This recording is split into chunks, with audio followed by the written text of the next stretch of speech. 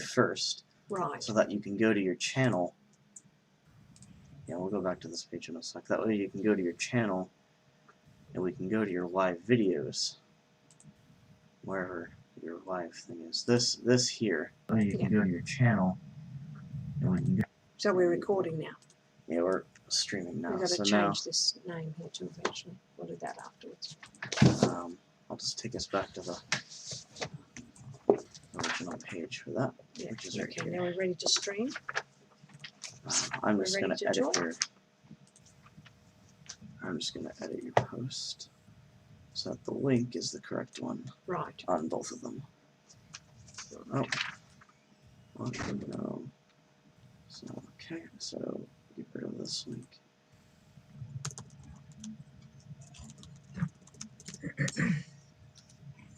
There we go. Get rid of that. And then do the same Twitter. Yeah, normally you wouldn't have to do that. You just have to remember to start streaming first. Right. So I'll have Isaac here because I'll forget. I've got no chance of remembering all that. I've got to just practice it all. Okay. Pin to your.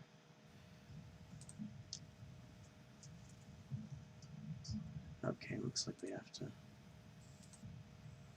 You think we should make a comment or just delete? That's fine. I'll just delete it if it's a problem. Okay. You know, if it's a problem, don't do it because it's 4 o'clock. So I'd like to really get on. That's what I want to do. You know, get on at 4 o'clock. Yeah. So. So then we can copy this whole thing. You have me as the big picture, though. It looks like. Oh, I'm still not on there yet. So. Oh, you're not on? Yeah, I'm on, but we're not quite live yet because I think we are on. Yeah, so now you can see. Now there we are. Now you can start. Okay. Now we haven't got Raja. There, so your thing is here, and then when you're done, remember you got to go back into OBS and click Stop Streaming. Yes, at the end. So I'm happy there now. Now we've lost Raja. Is she coming back in? Do I have to do anything for her? You may have to send her the link to the Hangouts again. How do I do that? Which to do that you would want to not do, well, yeah, that, but also you'd want to go to Add People. All right.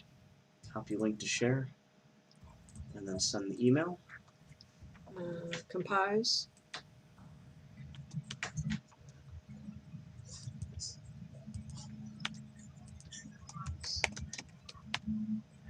And send. Okay, well, there we are on live streaming. We're waiting for Raja to join us. And now you can go back to here. Oh, thank you. I couldn't do, and we're streaming now. Chris? Yep, you're Good. live now. Hello, Lisa. I'm Lois Letchford. And I'm Lisa McCarty. Hello. And we're here talking about When Learning is Trauma. And this afternoon, we have Raja Mahaba coming to join us. She was just trying to get her stream going correctly with the picture. Yesterday, with the picture, right. We had Colleen minus the picture, and today we hope to have all of it as we practice for our upcoming series, When Learning is Trauma, with all of our guests. Have you got your list there, Lisa? I don't have it in front of me. Of the guests? I can get it. I have it on my phone. First up is Steve Dykstra, Dr. Steve Dykstra, talking about reading and trauma. Next one is Hildebrand Pelsner, and he's going to be talking about reading pains. I need to get the name of his book. Third is Rosalind Kira-Nartley, Going Through Life with Learning Disabilities. Rosalind is from Ghana and only learned to read at 17. Then there's 21st of September is my sister Lenore, who is a psychiatric nurse who is dealt with a lot of stress, and she talks about the implications of stress on the brain. And then her topic is providing emotionally safe learning environments. And that's going to be a very interesting session.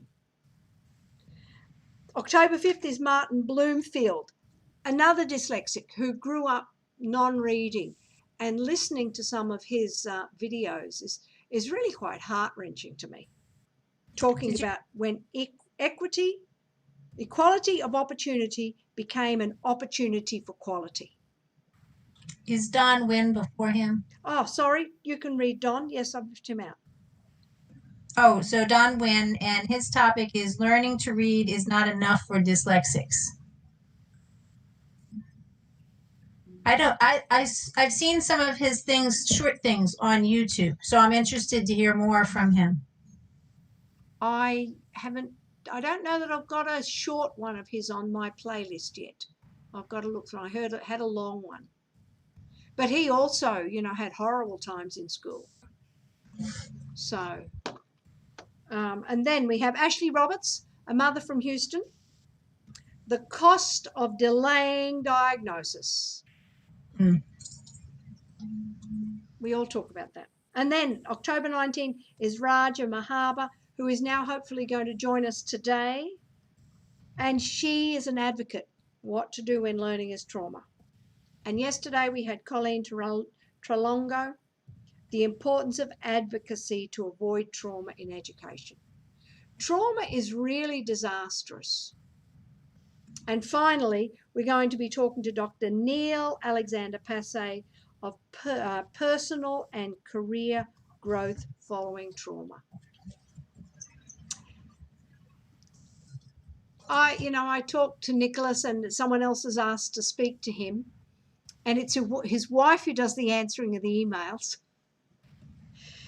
And I think part of it is Nicholas does not want to revisit a lot of the childhood, which is interesting. So Raja messaged me. Let me see what Raja said. New message. I'll see if I can get the video. I'm restarting my computer. Oh, that's fantastic. We will keep talking.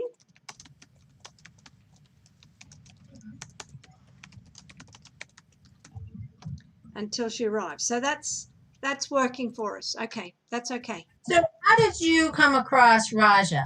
I looked up some stuff on her also on YouTube, and her story looks very interesting, but how did you know about her? It was a convoluted connection. Move my picture. It was convoluted that I think I saw one of her articles, and then I saw she was on LinkedIn, and I connected via LinkedIn. And I just wanted to reach out to people who are in a similar position to me. And most of the stories are not my story. Most of the stories is of failure and continued failure in reading in school. Yeah. Now does she own a company? Yes. And do you know a lot about that? No. But there's two components to her. One is the company, the construction company, and the other is the advocacy for children in schools. And she has helped other parents put their children through the school system, from what I'm I'm really excited to talk to her to see all of that. So we hope she can join us today after all of our visitors. I'm just live streaming, and we keep going. And I've got to make sure I have it on the right window, and that's confusing. Anyway, well, you have a lot on your end to do. I could not have done this without the support of my son, Isaac, and his friend, Chris, as they walk me through it. I am really a slow learner. You don't seem like one. Oh, it takes me multiple times. And, there are so many things to click on. And my husband says, and where's your checklist? Well, I have a checklist. You've got to follow the checklist. And you've got to be able to comprehend it. And I want it to be quick. And you can't take it quickly. And then I get confused. Then I get lost. Then I lose my place. Well, it seems like you're doing a good job on it. I think it's good that we're practicing the tech because, when we have the speakers come real time, we want everybody to be set and ready to go. So, and not panicking. Doing it beforehand. Yes. And I was going to tell you something. And what was I going to tell you? I know what I was going to tell you. I've set up an Eventbrite. I saw it. That's brilliant. So people register, they give us their email so we can remind them every week that we've got something on.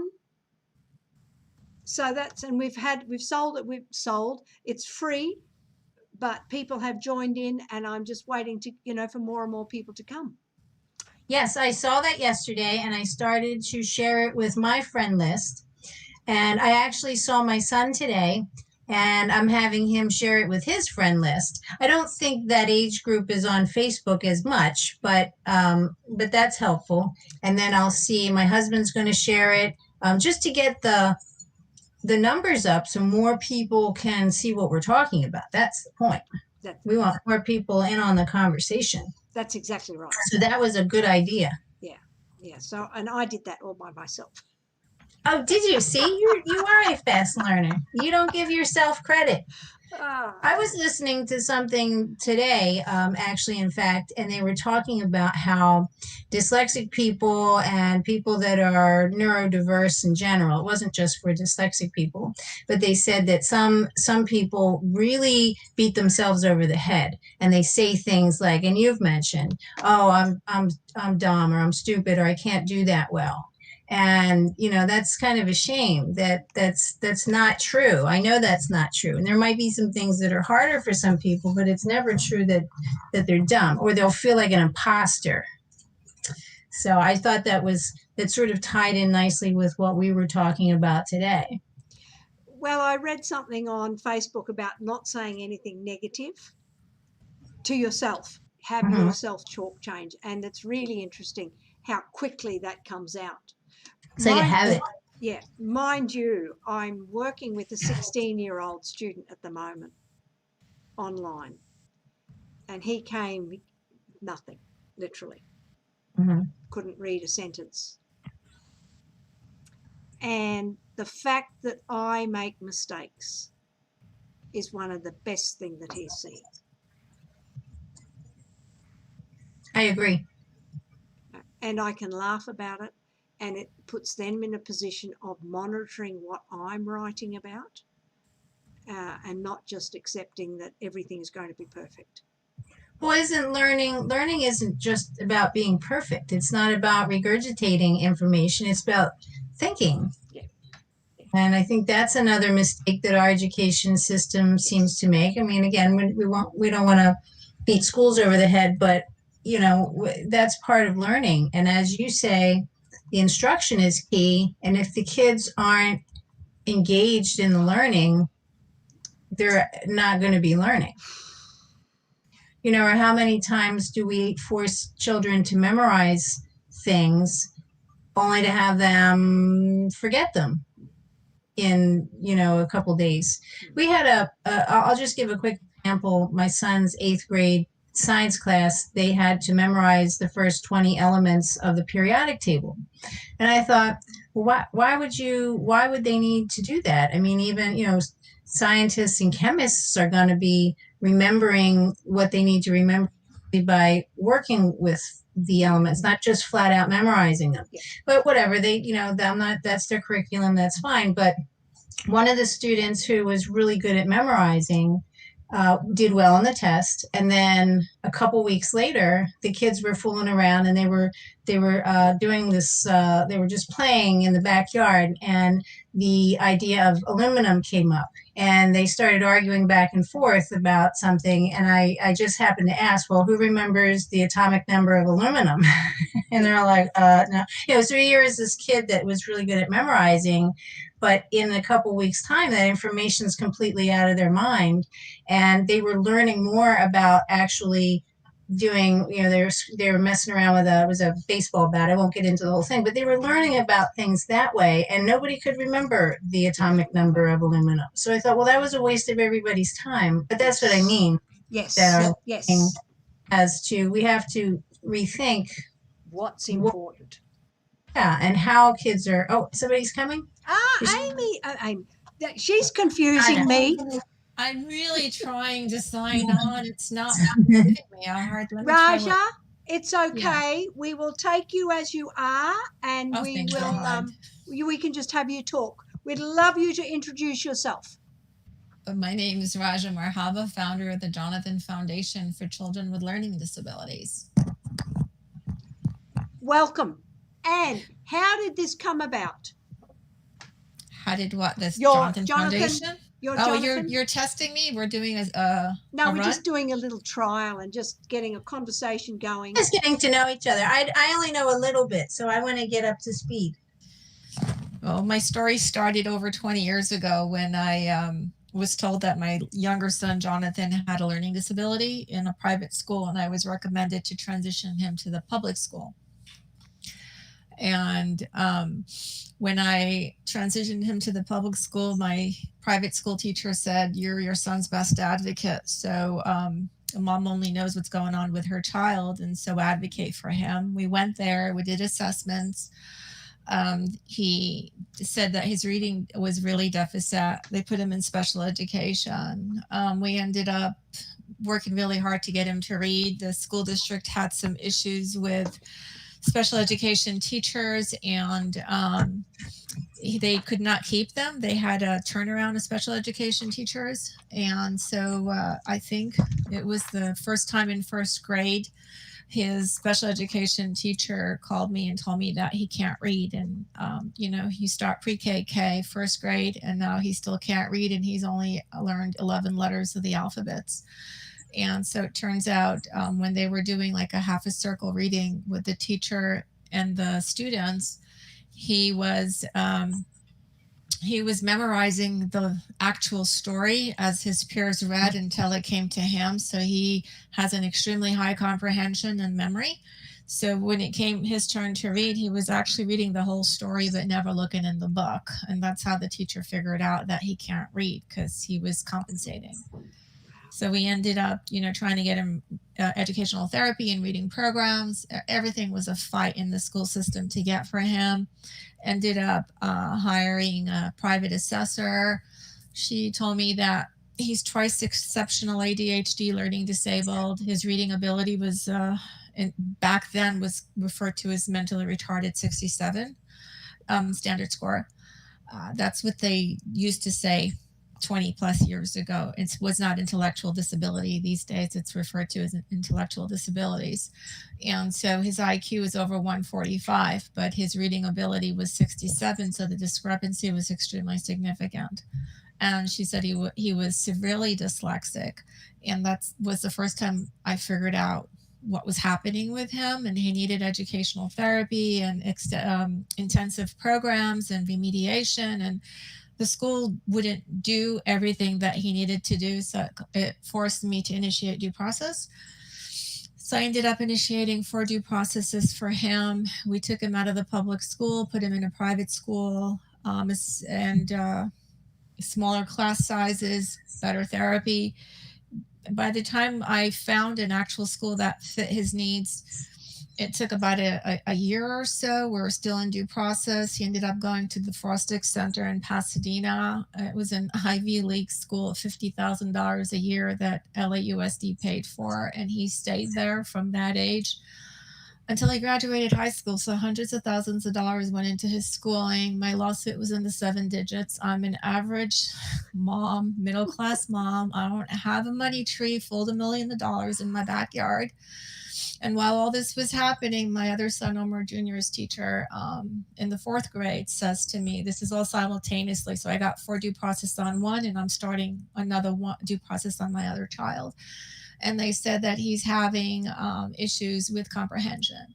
So we went and got him tested. He too is twice exceptional ADHD, learning disabled with vocabulary and writing deficits, but he struggles with depression.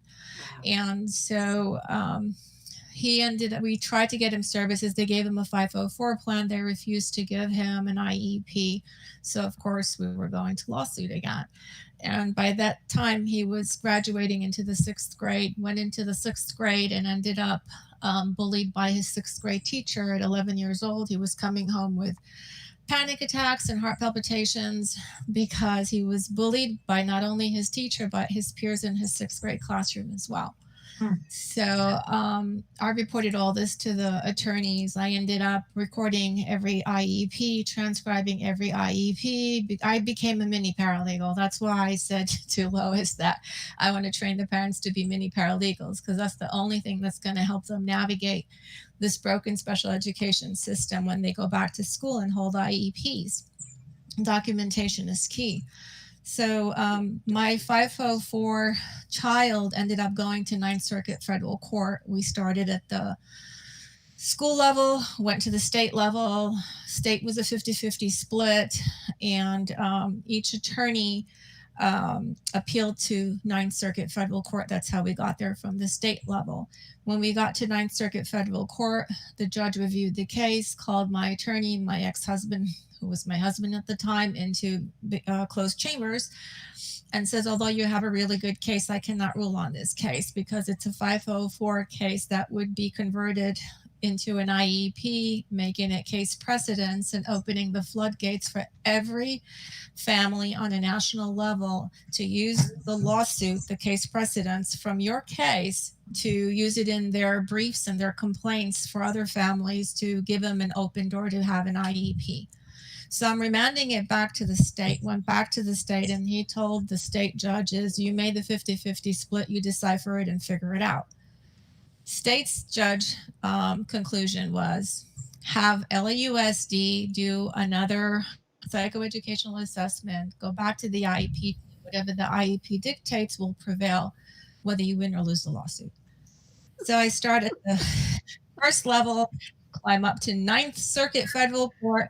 I'm talking hundreds of thousands of dollars in the 7 digits coming out of my pocket, marriage failing, business failing, kids on hold, stress beyond belief, financially, emotionally. And so we ended up going to back to the drawing board. We met with the IEP. They gave me a school psychologist who I did not trust because I don't, at that point, I've been done so wrong. I didn't trust anybody from the district. And the school psychologist was trying to calm me and saying, you know, she's going to do her best. But at that point, no, it didn't help me. I didn't trust. And so she did her thing. We went to the IEP. I had my son Omar with me. And to my belief, this school psychologist was actually advocating for my son Omar to have an IEP. And by this time, we are graduating high school 6 months early, last IEP for the entire duration of his education.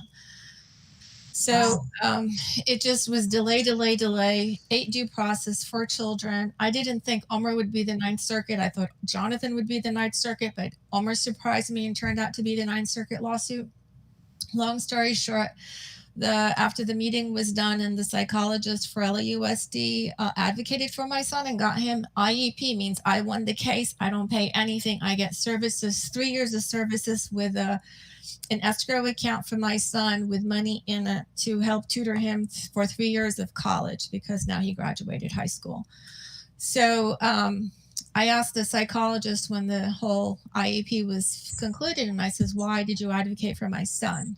And she said, 2 years ago, my boss called me into her office and she gave me your son's school record. And she said, this child's been done wrong since the 4th grade, make it right. So then I said, and what happened? And she says, 2 days ago, my boss got hit by a motorcycle and died. I have a hard time talking about it. Anyway, she came so that she can make her boss's last wishes come true by saving my son, therefore saving a 7-digit lawsuit with Ninth Circuit Federal Court. And that's how we won. And after that, the 3 years that money were put in account for my son, he had no desire to go to college, did not want to get tutored, didn't even want to work, ended up staying in his room gaming. He's super, super gifted with IT. So he was gaming and lost a lot of weight, didn't take showers, was very severe depression. Then he came into my bathroom one day and he had a wife beater on, and I haven't seen him with skin. He was all skin and bones. He was anorexic. And so I had a lot of problems with my ex because he did not understand special education. He did not understand what's happening with my sons. They have 145 IQ. He doesn't understand what a learning disabled is. Doesn't understand any of the above. Says, the kids are smart. What is wrong with them? They're lazy. And I fight him for them. And then it became, why are you taking my son's side over me? You're supposed to be with me against them. And it was just a whole marriage mess. And then I finally reached out to a friend of mine in OC who owned a tech company. And I says, can you mentor my son? You don't have to pay him. Just teach him a skill. He doesn't want to go to college because of this whole history. So then he said, I'll mentor him on 2 conditions. 1, if he can't cut the mustard, he's got to let go. And 2, I want to pay him so I can reprimand him when I need to as his employer. And by the way, 3, our friendship remains the same no matter what. So I was grateful for that opportunity. And I told my son, if you do the drive from Chatsworth to Laguna Niguel, which is in the OC, it's about a 2.5, 3-hour drive each way for an 18-year-old by this time. So this kid did the drive every day for 6 months. And I told him, if you can land a full-time job, I will personally relocate you, help you sign the rent. I'll co-sign for you for the rent lease. And I will co-sign to get you a car. And we could make this happen. And so it was 6 months later, they loved him. They made him a full-time offer. I relocated him. He became independent, held his own. He was there for 7 years. And within the 7 years, his FICO score was 800. He was paying his own bills. He bought another car without me. He changed his lease because he moved to another place without me. He didn't need me to co-sign on anything. This kid that the school wrote off became a success story without a college degree, and he hates college. And so he's online on the computer right now. He's learning to code gaming and create games and programs and coding. He's just he doesn't have a college degree. He doesn't get paid for what his brain offers him, but he's got a phenomenal brain and he's a success story.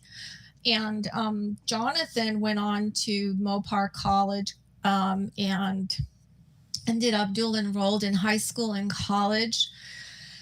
And he got a year of college a year before he graduated high school, and he graduated Mopark with a 3.999 4.0 GPA on a 5th grade reading level. So these kids, if you give them the right services, the right assessments, put the right procedures in place, give them the correct support, explain to the parents what's happening with them, advocate and advocate with the school district, talk to the children, give them encouragement, tell them, we understand what's happening with you. The assessments show how the brain is wired. Our trademark with the Jonathan Foundation is how are you wired? Why? Because everything that the child is struggling with internally is found within the confinements of the brain. And the only way to figure that out is to do the assessments, look for all the red flags across the board, speech and language, OT, AT, psychoeducational. Like there is a common denominator across the board. For me, it's like a forensic study. You look for the red flags in every assessment and you pinpoint what the issue is, and then you go address the problem.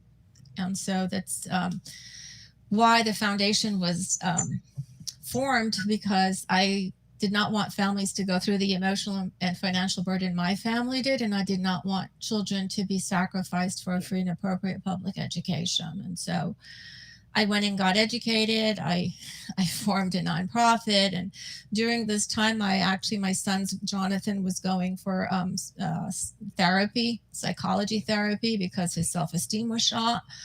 And so while he was having therapy with a psychologist, another psychologist came to me and called me into her office, and we started chatting. And within 10 minutes into the conversation, I looked at her and I said, "You're giving me therapy?" And she goes, "Yeah." I go, "Why?" She goes, "Because you need it. Yes. You're broken and you look like you need it." And I said, "Well, I'm so pissed off at the system and what they put my family through. I want to do something and I don't know what to do." And I says, "I was thinking of a nonprofit." She goes, "Just do it. Just do it. Don't think about it. Just do it." And I had no idea what I was getting into. I had no idea how to formulate a nonprofit. My my saving grace is that I do own a construction company. I do know how to run a business, and you have to run a nonprofit as though it was a business. And so that gave me some strength. Yeah. And then the foundation was formed, but it was formed in 2001. By the time I got through my lawsuits, the 8 years of hell, and trying to navigate what's happening with my children and my marriage problem and the business problem. Now it was around 2013. And I would be advocating for families from 2001 to 2013 on my own, but just as a novice mom without really having the education behind me other than my own hands-on experience with my two boys. And so in 2013, I went to a friend of mine. I says, we need to do something. I need to, how do I start the foundation to really, build on it? And he said, well, go get a board, get 10 people you trust, and let's make it happen. And so I went, and every board member has a special needs child, or they're a special needs child of their, when they were younger and they've grown to be adults and they went through a whole bunch of turmoil on their own while they were in their younger years. And we're talking a whole nother generation. So we opened up the nonprofit. We had our first fundraiser in 2014 at the Peterson's Museum in Los Angeles. We had over 250 people showing up, to the point where the fire department told us that we couldn't have any more people come in because of capacity. Yeah. And the only reason we had these people, because the majority of the families, the people I was helping were all parents. Yes. They weren't, people with deep pockets. They weren't, when you go for a fundraiser and you have congressmen and councilmen and celebrities and all these people that have all this money and they throw it at you. They were parents looking for information, parents that needed support, and parents that needed help. And that's how it started. And it's grown from there. Raja, this is just, it's just an amazing story that you have to fight so hard and so long. And, the theme of our series is when learning is trauma. But the trauma you have been through, it just blows my mind. It's very, very difficult. Even when I tell the story, especially about how we won with the psychologist and the lady that passed away, I break down. And my son now is 30 and his brother's 28, and I still break down every time I tell the story because it was so impactful in my life. Yes. And think about it. You have 7-digit lawsuit, $1 million over your head. Yeah. You have children that are sacrificed waiting for services. You have attorneys that say, give me money, no money. Yeah. I can't move forward. I went through 3 attorneys before I found an attorney that knew what the hell he was doing, but he came at a high price. Yeah. I had attorneys that had 180 students per attorney in their firm and put my kids on 2-year hold until they were able to file the complaint and the lawsuit for my children. I have researched everything and anything under the sun to try to come up with resources for both children. I ended up doing the seed advocacy program. I got into it. I was placed in Valerie Vandeman's office for a 4-month internship, which was part of the seed advocacy program that COPA sponsored with IDEA. That was one of the first cohorts years ago. And I did all my schooling and everything. And when I went to Valerie Vandeman's office, they gave me to an attorney. Her name was Sophia. And she was a marriage counselor transitioning into special education. And when she started talking to me, she goes to me, I can't mentor you. And I said, why? She goes, you know too much. Yeah. She took my hand straight into another attorney's office. His name is Henry Tovmasian, an amazing attorney. And she says to him, I can't help her because she knows more than me, but you can help her. So you need to mentor her because she's smart. So I ended up putting his cases together and researching, and I'm really good with assessments because I needed to find out what the numbers meant and how to understand all this. And so I would find errors in the psychoeducational reports, and I can get a free IEE, and I've managed to get that for the attorneys, and now I do it for myself and for these other families I advocate for because I know what to look for.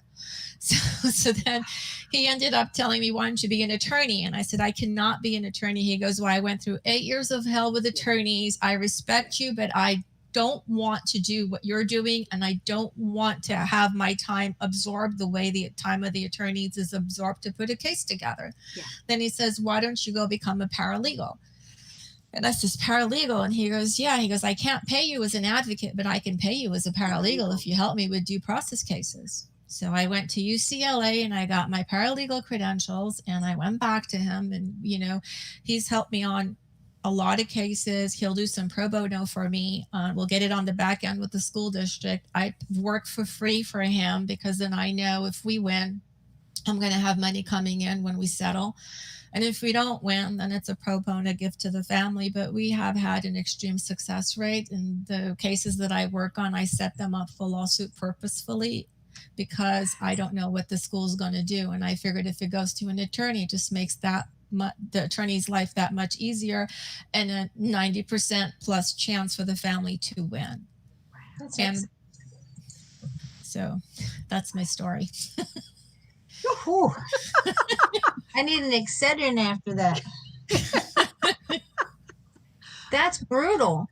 It's been hell. It's been hell. I ended up I'm 4 years separated from my husband. It's been hell trying to explain to my husband what's happening with my children, at the same time navigating the business, the children, and the school district and the attorneys. Wow. And so it just came to the point where he walked out. We're still amicable, but, he threw in the towel, in my opinion, anyway. Yes. Well, again, we're talking about trauma, right? Yes. And we're talking Yes. about trauma with the kids, but this is a perfect example of the stress level and the trauma that goes on and affects everybody. And I think the first week that Lois and I were talking, we said this affects everyone. It's not just the child, it's the whole family unit. It's like a waterbed. When one person moves on a waterbed, everybody else gets shaken. And, Yes. that's one that a stress like that is enormous, and the families need help. Yes. It's not just the children. It's not just getting the awareness out to help the kids. That's a piece of it. But then the other piece is this, the destruction that this creates in its wake is unreal. And that was the perfect story of chaos and, heartbreak and stress. It took You're a one strong lady, I'll tell you that much. I wouldn't mess with you. well, when I go to districts now, and I used to go years ago with a rolling briefcase, and I take out the IDA book from Rights Law and all my other legal documents, my DSM-4. I mean, I just lay it out for intimidation purposes. And the first thing they would ask me, are you an attorney? And I'd say, no, I'm not an attorney. And they said, well, what are your credentials? They're presumed. My credentials are presumed. And they says, what do you mean they're presumed? I go, you don't need to know what my credentials are, because the fact that I'm here, I have knowledge that the parents tell me to come here, and I'm here at their request. A lawyer told me to say that. So that's what I started saying. That's awesome. Well, what a nightmare. I mean, just the whole legal system in this, in these cases is a nightmare to begin with. But then if you have somebody that doesn't, like you said, quite understand how to fight, and it sounds like you went through a couple different people until you found somebody that knew what they were doing. It's hard, it's expensive and it's hard. I was just talking to a woman, I don't give any names, but she was stuck. She was literally stuck with an attorney that was not fighting for them. And it was heartbreaking. Yeah, absolutely heartbreaking that the child was suffering, that they were in a pickle financially. It was stressful, and it was going nowhere. It's difficult. I had my first attorney did that to me, and it was even worse because in 2002 I lost my dad. He passed away, and prior to my dad's passing, the attorney was really good to me the first year. And I wrote a nice letter about her, thanking her for her support. And it was a year later, I'm telling her what's happening with my kids' cases, and they're on hold to find out it was 180 cases per attorney in her office. And so she delayed the cases and put my kids on hold, but I'm struggling with them at home. And so she ended up, I reported her to the board because I was so upset. I wrote a letter, and so she ended up writing a letter to me telling me that I should cease and desist of complaining about her to the board, and that I need to back off, or else she's going to pursue issues against me, Wow. claim against me. And I said, at that point, I was I had nothing left to give, you know, and you say, you know, I know you lost, she's in her letter, I know you lost your father, you're traumatic, you're going through all these emotions, you reported me to the board, it's in your best interest to cease and desist. And I'm thinking, how much worse can this get? Yep. Right. That's just that. Oh my gosh, what a story. So you're a nonprofit. What is the name of that again?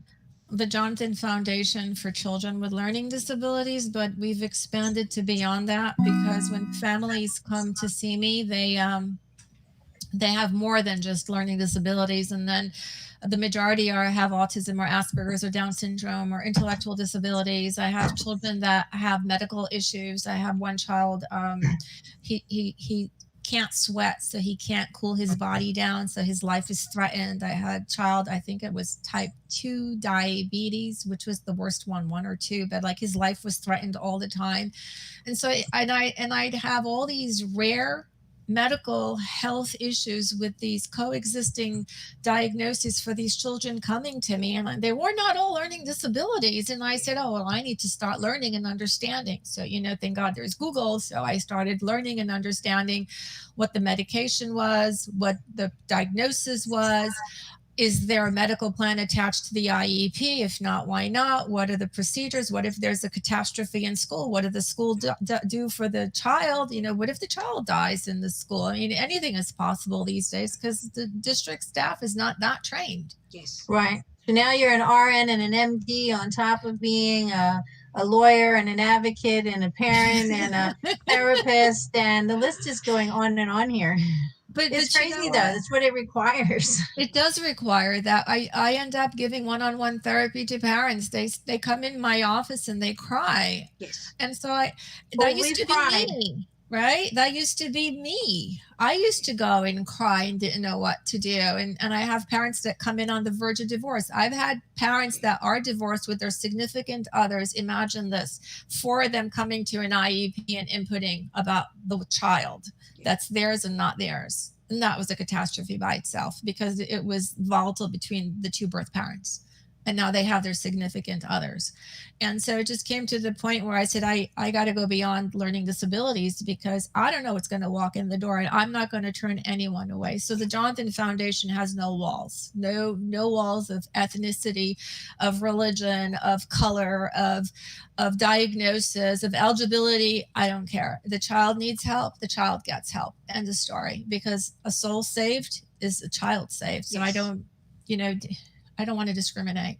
Are you overwhelmed with people? Now I get a lot of phone calls for families that don't know what to do with virtual learning. It's been a problem. I have educational therapists that called me and says, I'm trying to do one-on-one tutoring for this child, and the mom puts a sibling next to him, but the sibling's on with the phone, playing. And somebody has to redirect the child, and I can't go through my screen to get the child to come and pay attention to me.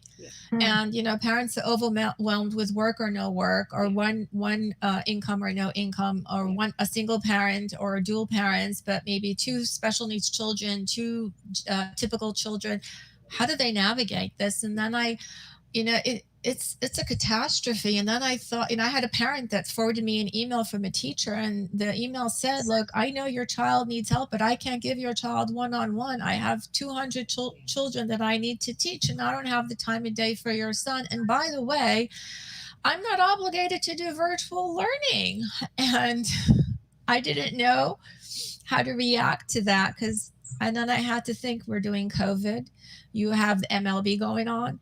You have, our world is in a crisis mode right now. And I don't know who this teacher is, what her personal issues are. Maybe she has no income, one income. Maybe she has special needs children, no special needs children. She must have her own issues going on. So I cannot treat them the way I was before COVID, where I can go in the school district in an IEP and slam them and say, here's what you have to do and here's what we need to do. And so I had to take a step back and think outside the box and say, okay, how do we collaborate? The school districts and the parents must be aligned, and the enemy is COVID, not the parents in the school district. And the school district has to come up with a strategy to help the parents so the students don't lose education, right? They don't have a lack of progress. And I don't know what that magic formula is for the school districts, because we're dealing with budgetary issues. We're dealing with IDA 2004 that does not correlate with the budget issues that the schools are dealing with on a national level. Yet these kids have IEPs in their legal documents, and they need to be implemented accordingly. Then you have assessments, and the schools are not doing assessments out here. I don't know if they're doing it out there, but my take is the reason they're not doing assessments, although I did speak to private assessors that are willing to do virtual assessments with adjusting the assessment battery of testings, if you will, but they can do it virtually where it's still in accordance to the publisher's guide. And I said, well, if the school's not willing to do the assessments, it could mean, in my opinion, well, if you have an assessment report, you have a summary, you have recommendations, and you have diagnosis. Now, if there's deficits, the school has to implement services, placement, and support. So they don't want to do that because they can't do that virtually. We have a problem here. We have a huge problem here. Yeah. So this is my brain, how my brain works. And I'm like doing this for decades. And so I'm thinking, if the school districts don't assess because the assessments drive the IEPs, then we're putting all these kids on hold. The parents are struggling more with them, and we don't know what the issues are because we don't have a report to tell us what's going on with the child. I think it's a delay tactic not to provide services, because if they provide services, then they're obligated. If they do an assessment, they're obligated. So the best thing to do is say social distancing, virtual learning. We can't do this. So assessments are on hold until we have in person, and we may not have in person for another year.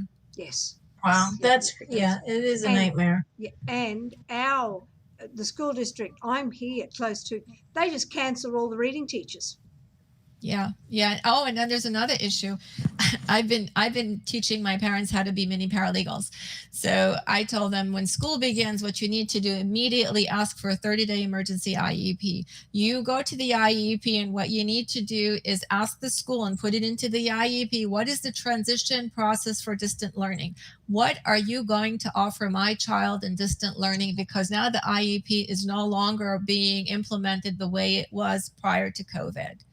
And that has to be written into the IEP, because if there's loss of learning and you don't have a clear path of how this school district is going to teach your child, Houston, we have a big problem here. We're going to have illiterate children. Yeah. And you can't teach them. Yeah. Right. Yeah. Wow. Raja, so this session, did you want to say something, Lisa? No, I was just going to say, I feel pretty blessed at this point because my youngest son is at AIM Academy, and their learning plan is pretty decent, and I now don't have to stress over that situation. So I mean, it's not perfect, but it's at least way better than what other parents are dealing with. And so just hearing all of this it's a nightmare. I had a parent, actually, a friend of my son's parent went to Vegas. They have a vacation home in Vegas. And I guess she was walking her dog and met another parent, and they were talking, and this parent was having problems with her special needs child. And the child is MOD, modular orthopedic disability. And school was not helping them at all. And so the parent spoke to her son, who spoke to my son, Jonathan, and I got the number of this parent from Las Vegas. And so I called the parent and I said, how can I help you? And she goes, oh my God. And she started crying. I went to your website. I saw your video. I can't believe it. We need the Jonathan Foundation in Las Vegas. They're criminals out here. Clark County is criminal out here. They're not doing anything for my child. And it's a catastrophe. There are school districts that are doing what they need to do, like what you just said, and there are school districts that don't want to do it. And then you have teachers with independent issues and challenges within their own lives. You have great teachers, and you have teachers that shouldn't be teaching. So how does the school monitor all this, and how does the school provide help for the families and reprimand the teachers if they're not doing it right. So, Yeah. you know, I don't know what the answer is. I came up with a 30 item tip for parents. I wrote an article for Ariana Huffington, Thrive Global. And it's 30 items, 30 tips, what parents need to do now. And it's all about documenting, recording, videotaping, asking them what virtual therapies are available. The school's going to have to offer that to the families. The families aren't going to know.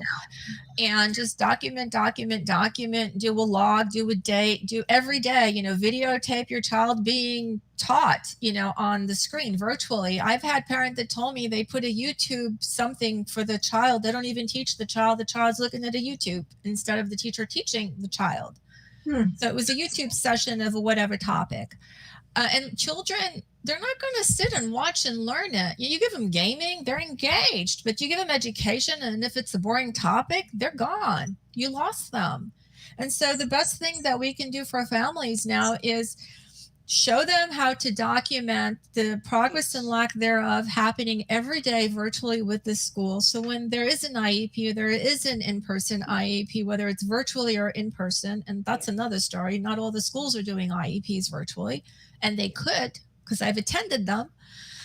Then they have documentation and evidence for what's happening or not happening with their child. You take it to the school district, you present it to the school district, you tell the school district, here are my concerns. How can you help me? How can we navigate this?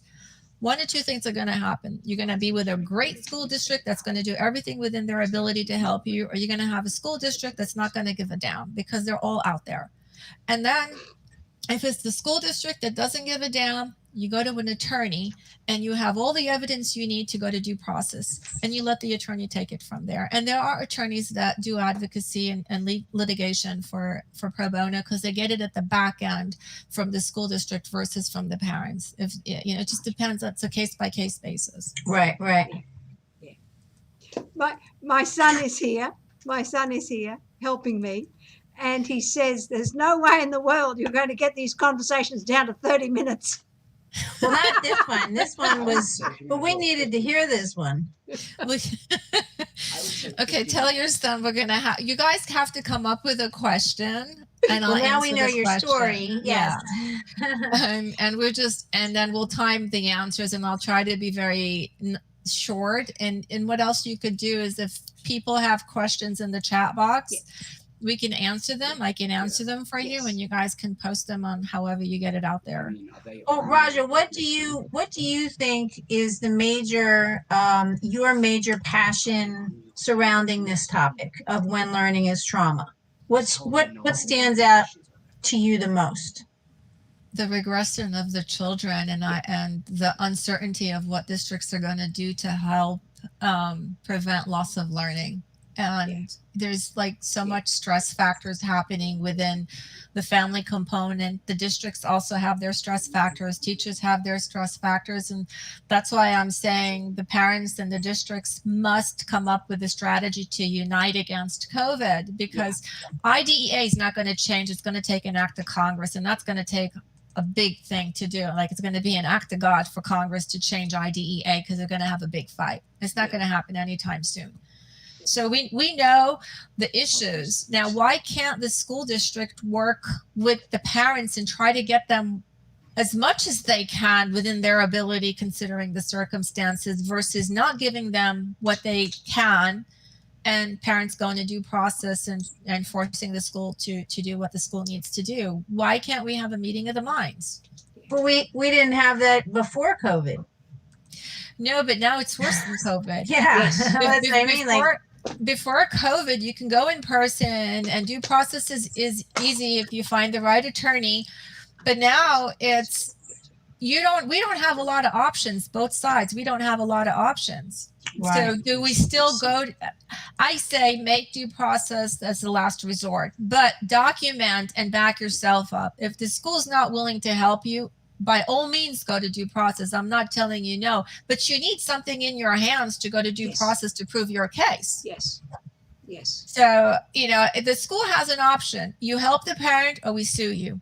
there's no black, it's no gray area. It's black and white. We're trying to collaborate with the school and not create a catastrophe, because the school's going to be overwhelmed with assessment requests, IEP requests, 30-day IEP requests. You're talking millions of students. Yeah. And the lawsuits, if it comes out, I don't think the school districts can afford to pay their attorneys to do all this and to pay the assessors to do all this. They don't have enough manpower to do all this. Yes. So do we have a civil war within the school system and the parents, or do we try to have a meeting of the minds? Do we want to create what's happening in the world we live in now, which is horrible? Yeah. Well, the beauty of what we're doing now is that this is available and that people can watch and hear your story and hear the background of it to even start with. And I really like that. So it's just another platform. No, I appreciate that. I appreciate you reaching out. I don't know how you're going to make it in a half hour, but you're going to have to be very savvy with your questions. The beauty is we don't, we're not paying for time or anything. So if it goes over, it goes over and people can listen. So and they can listen again too. Yes. It was really for the speakers convenience, I think, that we kept it at 30. But if somebody has time and wants to and can continue on, I don't see why we couldn't do that. That's right. Okay, well then, Can they see this? I'll ask. There's a chat coming up and they want to know if anyone can see it. They have to go to Let's see. They have to go to your profile page. my profile page YouTube. in YouTube. Just To search see the Lois chat. Letchford. Yeah, you've got to search Lois Letchford Click on your YouTube. thing, and then the live should be the first one down there. The live Mute chat the live should be stream. Scroll down. There should be the chat. The chat. So that'll give us, So I'm going to have support when I do this. I'm going to have someone sitting right here knowing. Oh, I see questions. No. oh, Yep. let's see. To Amy, how did your sons get into game design? Also, what made them choose that as their profession? So that's that's John, coming. Yeah. I was testing the chat box. Anyway, Good. Omar Jr. Built his first computer at the age of 14. He actually came to me and remember, he's 30. We're talking a few decades ago, right? Yes. So he came to me and he said, Mom, I want to build a computer. And I said, you sure? And he said, yeah. I says, I'll give you a budget. You do all the research. You tell me how much everything costs. If it's within the budget, I'll buy everything for you and you put it together. Yeah. And he did that. He did all his research at 14, gave me everything. Wow. Yeah. And we had all these boxes come at my construction office, and my ex-husband says, what is this? And I said, oh, your son's building a computer. He goes, yeah, right. I'm going to end up helping him. I'm like, give him the benefit of the doubt. Let's see if he can do this. So I take everything home. That day he focused on it, and he built the most powerful, sophisticated computer you've ever seen at the age of 14. That's crazy. So since then, he's coding, gaming, technology. He used to work for a trolley company. He actually programmed the trolley. He can program the trolley from his office outside, looking out the window, and he can tell the trolley what to do. It's like driving, having the cars that drive without a driver in it. He can do that to the trolley also, because that's the company he worked for, and his job was coding it and coming up with the codes to make the trolley do what the trolley needs to do. And then he ended up, because he had a really good offer to go work for a company before COVID hit, and he was going to make in the 6 digits, and I was so proud of him. And then COVID hit, and that offer is, I don't know where it is right now. But it had to do with him learning about a product that goes into a server system, and he would be traveling all over the country, and he would be trained on the product, installing it in the server system, and training the staff about how to use the system. And then COVID hit, and that went down the tubes. And so he games. So he started gaming a lot. And then I said to him, what are you doing home? You need to do something. I have my nonprofit. I'm always busy doing something. If it's not a parent I'm advocating for, I'm working on an article for Thrive Global or some project, right? My mind's just always busy.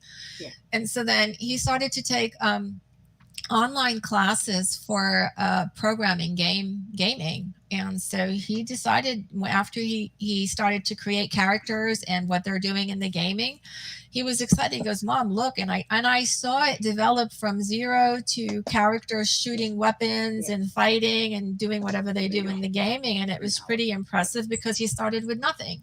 And then I said to him, can you do me a favor? And he said, what? I said, can you create a gaming for children that instead of shooting and killing people, the same concept, shooting, because that's what engages these kids, right? The gaming scene, if you will.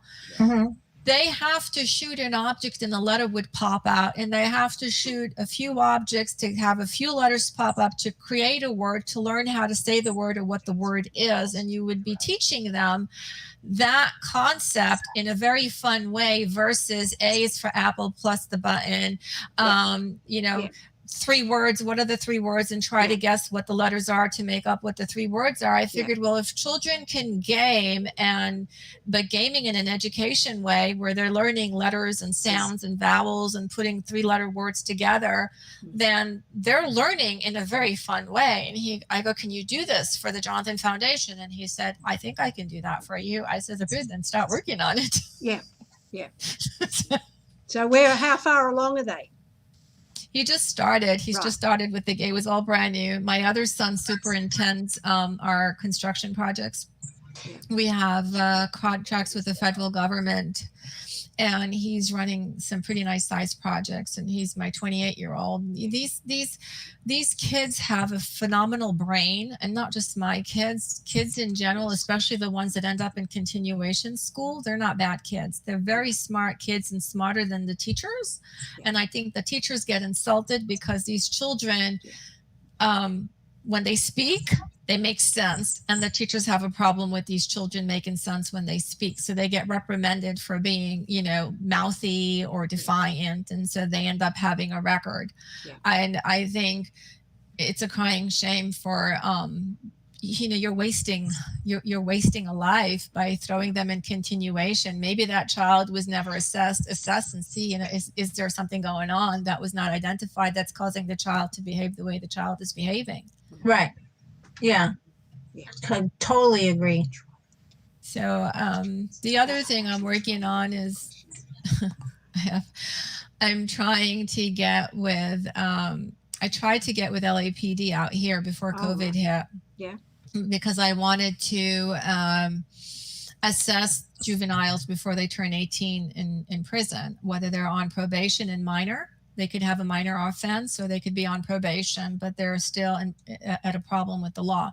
These juveniles either are victims of circumstance, born into a difficult family, born with a good family that is very strict and end up on the streets to meet the wrong people. The situation, there's a lot of variables involved, and they end up in jail. But they're really good kids. They're not bad kids, but now they have a record.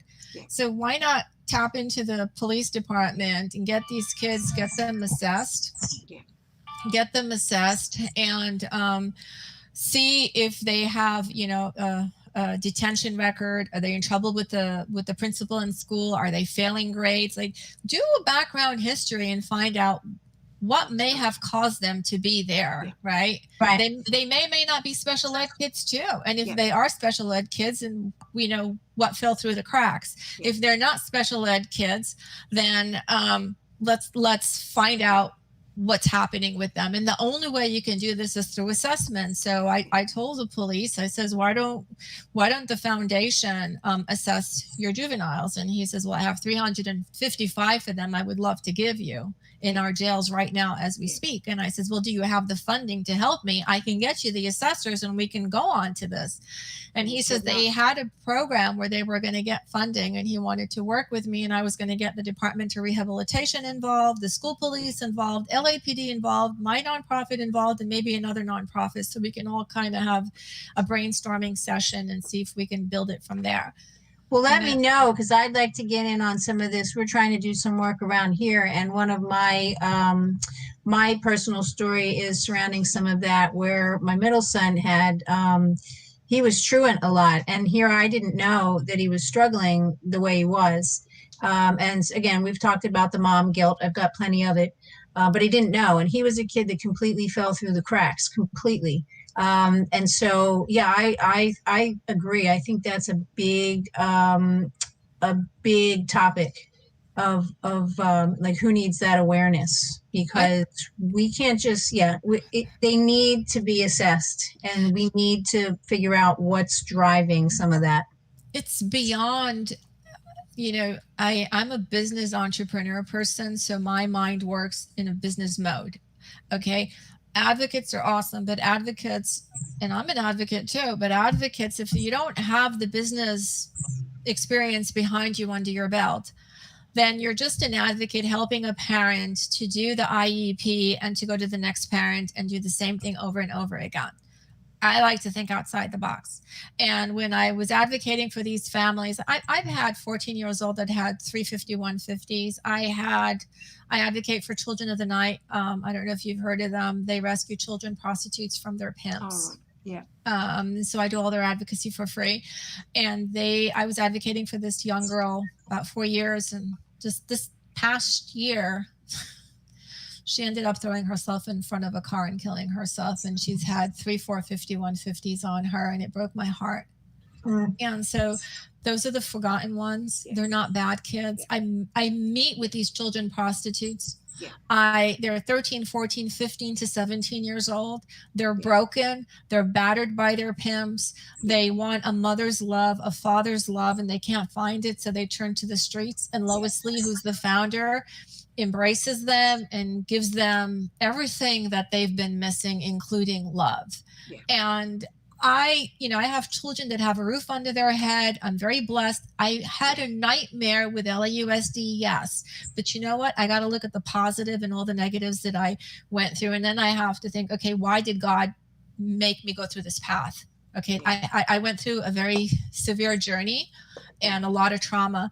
And one of the attorneys I work with, he says to me, Raja, there's 0.01% of the parents that are taken to Ninth Circuit Federal Court, and you are in that 0.01%. But this is what we're talking about. That's where you are. I'm on the other extreme of having this, incredible journey of 4 months changing my son's life. But the difference and the number of people that get to where you and I get with our children is staggering, because the vast majority are falling through the cracks because we want kids to be normal. Right. And then look, if you tap the jail systems and you assess the juveniles and you tell them you believe in them and you show them that there's nothing wrong with them, that they have a learning disability in this area, or they have Asperger's and they didn't know it, or they have an intellectual disability and they don't understand it, or they're immature. I mean, it could be anything. But once they understand it, then you have a foundation to grow from there. Then you can explain to the parents, Mom, Dad, here's why your child is doing all these things. And then healing can start. You might need psychologists, therapy. You're going to need a whole bunch of stuff put into place. But nobody wants to pay this big ticket. It's a lot of money for mental health illness, for assessments. And if we can get them out of the jails, then God, we could save money on 355 students in LAUSD and LAPD jails as we speak right now. You get the 355 out that the police was willing to give me to assess, and I'm praying for God to send me a tree of money to help them, right? And then, they can do something positive in the community than to hate the system and turn into a criminal because they're 18 years old and they're still in freaking jail. And what did we do? And then we cry when we have MLB and you see the protests and the riots. Those kids could have been those children that I'm talking about, because nobody gave a damn, because you look at them in their background and you say, oh, they're criminals or they're bad kids. Are they? Right. And I had made the point before to someone else that with the human trafficking, a lot of the people, the young girls, and sometimes guys that get into that, they may have had some trauma in their background, and learning problems might have been part of it. But we also have to look at the people that are the pimps, if you will, to say, well, what's in their background? Like, there's so many things we could fix in this society if we just gave people a chance early on and let them know what their possibilities are in life. Because I would argue that, some of those people get into it because they've been, maybe they've failed through the system. Maybe they they don't have hope to go to college. Maybe they can't get a decent job and they're making money doing the wrong things.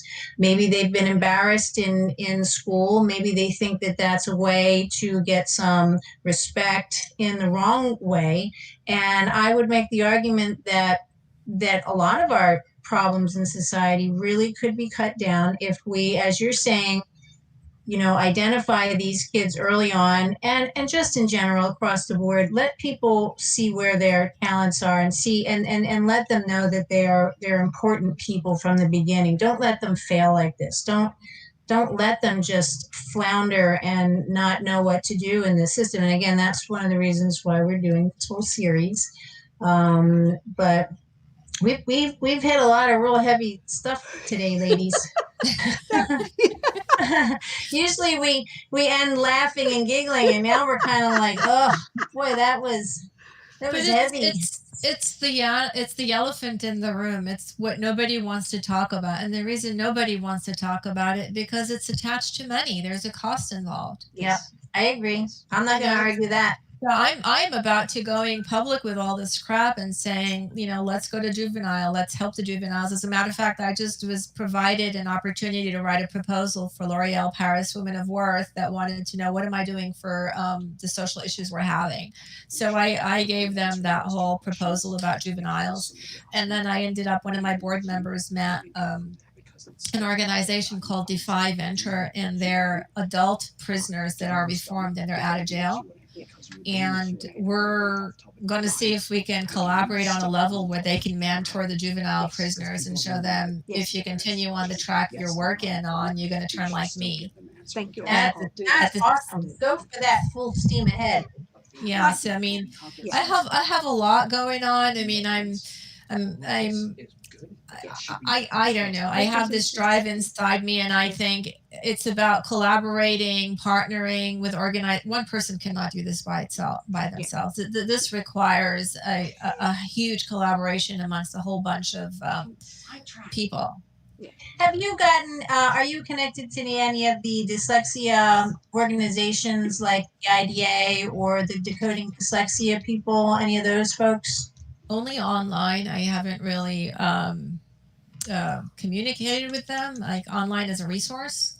I just wonder, because there's so many of us out here doing so many things, and it's like if we could all come together and really move this train forward in an organized fashion, we wouldn't be having these fights for decades. That it's just that, I think that part of it is the awareness that we really have to bring out the awareness so people understand what's happening, since it's been so shoved under the rug, as I like to say. But I feel like there's so many of us out here, and just little pods of parents here and there going through their own personal hell. It's so painful that it would be best if we could get everybody together and really, make an impact and stop this, because it's been going on for decades. It's going to take exactly what you said, parents and organizations, corporations, sponsorship, to make this happen. One, I cannot do this by myself. I have a huge vision. I know exactly where I want to go, but I'm going to need money to get there. Yeah.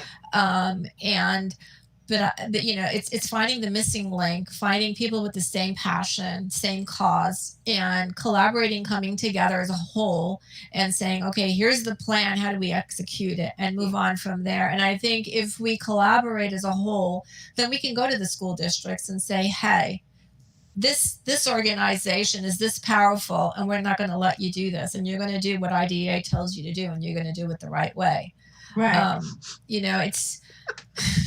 It's there's what other choice do we have? They say, oh, IDA is not fully funded. That's what I get here, LAUSD. We don't have the money. What do you mean you don't? You took me to Ninth Circuit Federal Court. I spent in the millions to get my kids elementary, middle, and high school education.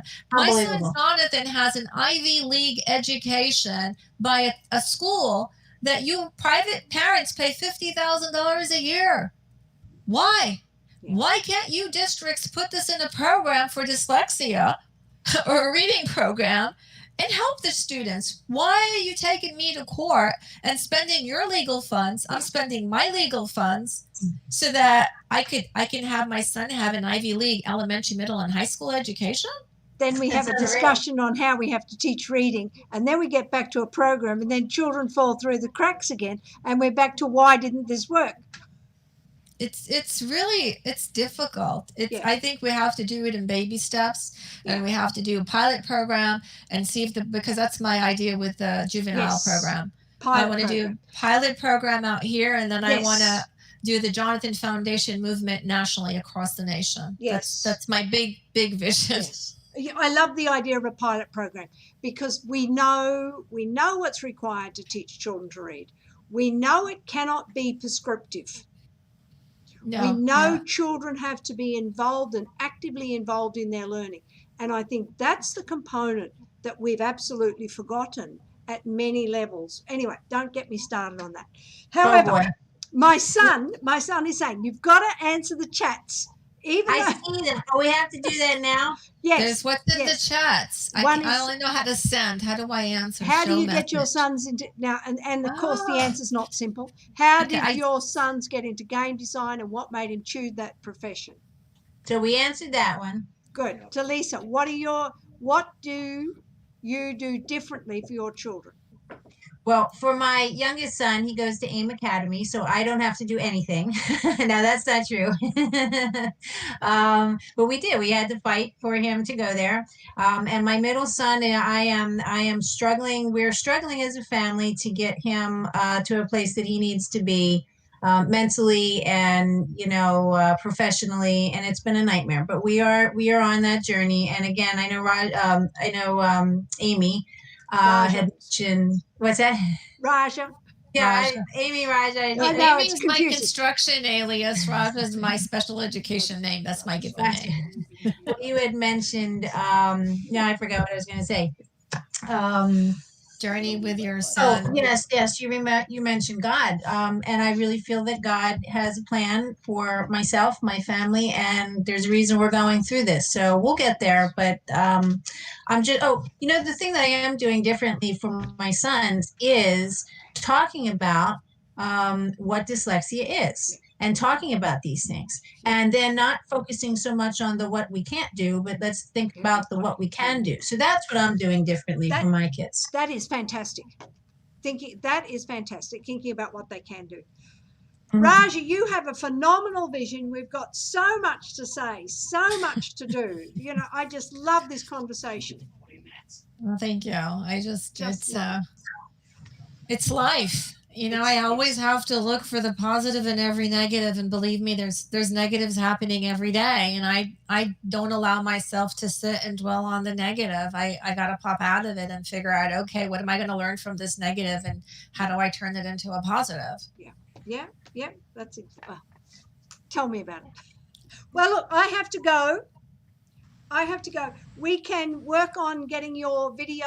We should do a video test before the event so that we can work it. I can certainly do that. We'll set up another time to do it and just make sure it all works. Because one of the reasons we're doing this is not, to not only give people background, but so Lisa and I can really work with the technology. And that's the big deal. Well, thank you. Thank you both. Thank you, Raja. Thank you, Lisa. And we will talk to you again. Lisa, are you coming Monday or not? Monday you're working. Right, Tuesday night we're doing with your sister. Yes. So Monday, no. What about Wednesday? Monday, no. Wednesday I'm talking with Martin, and then Thursday we've got, I'm not sure. Someone. No, I thought Thursday you're talking with Martin. Oh, email. I've blown that. I've got to change that. I've got a lot of things on Thursday then. We'll chat. Okay. Well, thank you, Raja. Thank you for all that you've provided. And people can find this chat on YouTube Live, and they can listen to it all in full. Through your channel. Yes, on my channel. Lois Letchford. Lois Letchford. What else? Got a coach there. You have to practice, I have a coach. practice, Lois. Yes, on my channel, Lois Letchford. I'm going to say loisletchford.com, but that's not right either. No, but that's your website. It's my website is And you loisletchford.com. can find information about me And you can find information about me on my You- website. on my website. And, You and Raja, yours Yes. is the Jonathan Foundation, so they can find you by Googling the Jonathan Foundation. Yeah, the jonathanfoundation.org. If you're gonna do a fair thing, Yeah. And Lisa, yours is, where do we find you? I'm just on Facebook. Facebook and Decoding Well, Pennsylvania. I'm with Decoding Dyslexia Pennsylvania. Yeah, there you go. fantastic. Well, thank you. Thank you, people. you. So much good Every information. single time you need to end like Well, that. thank you so much, both of you, all three of you, for hosting. Thank you. Yes, Appreciate yes, that. that was. Thank you. It's a Thank pleasure you, meeting Raja. you. And Pleasure we'll be in meeting you touch. as well. Yeah. You take care. Oh, and thank you for Isaac for my tech, Isaac and Chris for my tech support. Otherwise, it will never work.